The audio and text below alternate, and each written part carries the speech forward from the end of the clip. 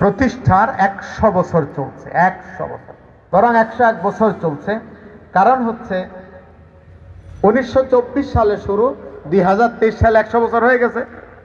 এখন 101 বছর চলে দাওয়াত ও তাবলীগের। 101 বছরের ইতিহাসে, 101 বছরের ইতিহাসে আছে দাওয়াতি কাজ করতে গিয়ে কারো উপর আক্রমণ করা আছে না।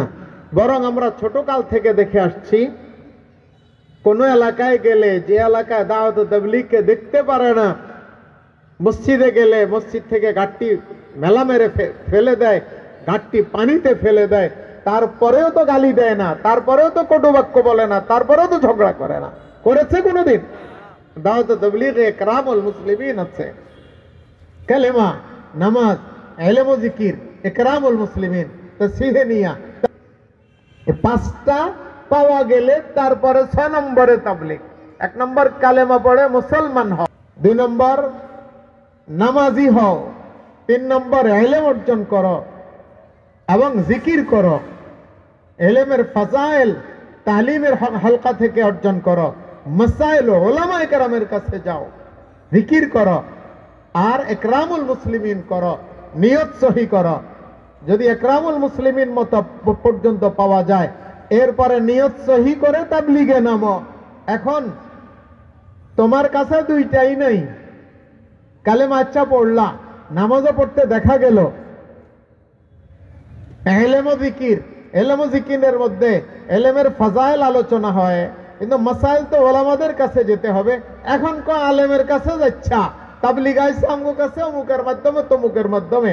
আমরা বাঙ্গালের কাছে, ইঞ্জিনিয়ার কাছে, মাস্টারের কাছে তাবলীগ শিখেছি। আলেম কি? ইলিয়াস রহমতুল্লাহ আলাই মাস্টার? ইলিয়াস রহমতুল্লাহ আলাই ডাক্তার?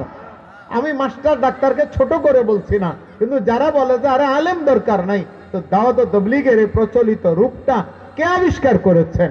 ইলিয়াস রহমতুল্লাহ আলাই, দারুল উলুম দেওবন্দের কৃতি সন্তান। মুফতি কিফায়াতুল্লাহ দেওবন্দি রহমতুল্লাহ আলাই, দারুল উলুম দেওবন্দের কৃতি সন্তান। তিনি ফতোয়া দিয়ে দিয়ে দাওয়াত ও তাবলীগকে ঠিক লাইনে রেখেছেন। আর জাকারিয়া কান্দলবি রহমতুল্লাহ আলাই, দেওবন্দি আলেম জাকারিয়া কান্দলবি রহমতুল্লাহ আলাই যতদিন বেঁচে ছিলেন ততদিন পর্যন্ত দাওয়াত ও তাবলীগের মুরব্বিয়ানা করেছেন। এক আলেম আবিষ্কারক, আরেক আলেম ফতোয়াদাতা, আরেক আলেম দিক নির্দেশনাকারী, পৃষ্ঠপোষক। আলেমেরা এটাকে চালিয়ে দিয়েছে।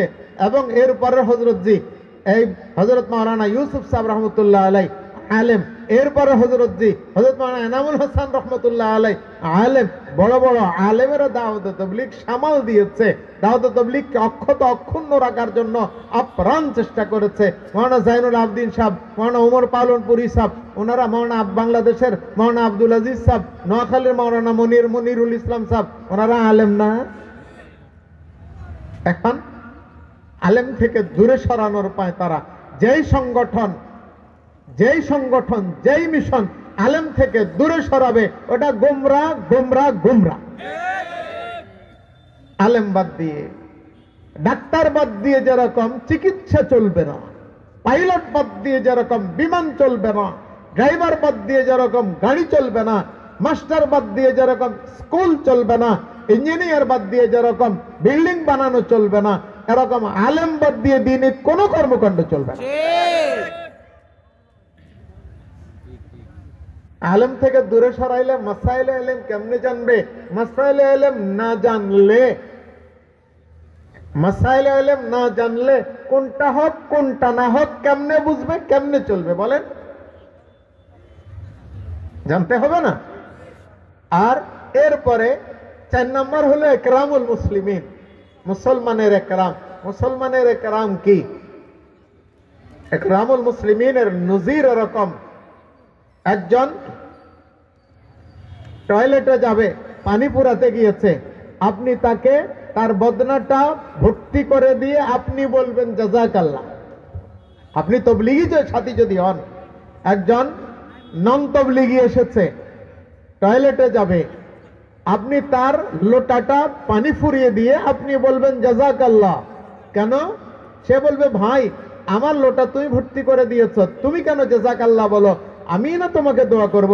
আপনি বলবেন যে ভাই তুমি যে লোটা ভর্তি করার সুযোগটা দিয়ে আমাকে নেকি কামানোর সুযোগ দিয়েছ, তুমি এজন্য আমি বলি জাযাকাল্লাহ। দাওয়াত তাবলীগের তালিম তো এটা, তালিম তো এটা। বয়ান হচ্ছে পানি কাদা, আপনি ভালো জায়গায় বসে আছেন, আরেকজন এসেছে, জায়গা একেবারে চিপে চাপে একজনই বসতে পারবে, আপনি তাকে বসতে দিয়ে যদি আপনি কাদায় চলে যান, আপনি প্রকৃত তাবলীগী। এটা হচ্ছে ইকরামুল মুসলিমিনের নজির, নমুনা। আর তুমি দাওয়াত তাবলীগের উসুলের মধ্যে 5 নাম্বার বাদ দিয়ে তুমি কেমনে তাবলীগী হবা?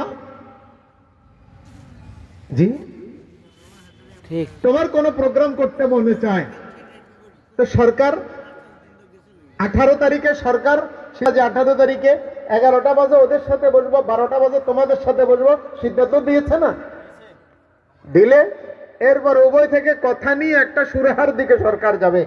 তারা দেখেছে, যারা আক্রমণ করেছে, আমি কারোর নাম নেব না, নিচ্ছি না, করেছে, এবং 2 জন সমন্বয়ক তাদের সাথে কথা বলে অপর পক্ষের সাথে কথা বলার জন্য গিয়েছে। ওরা দেখেছে যদি কথা বলে ফেলতে পারে তাহলে তো একটা সুরাহা হয়ে যাবে। সুরাহা হয়ে গেলে দাওয়াত তাবলীগের এই বিশ্ব ইজতেমার বিশাল বাংলাদেশের ধর্মীয় উপকার, বাংলাদেশের রাষ্ট্রীয় উপকারও বিশ্ব ইজতেমায় ধর্মীয় উপকার, বাংলাদেশে লক্ষ লক্ষ মানুষ জড়াও হয়, ওখান থেকে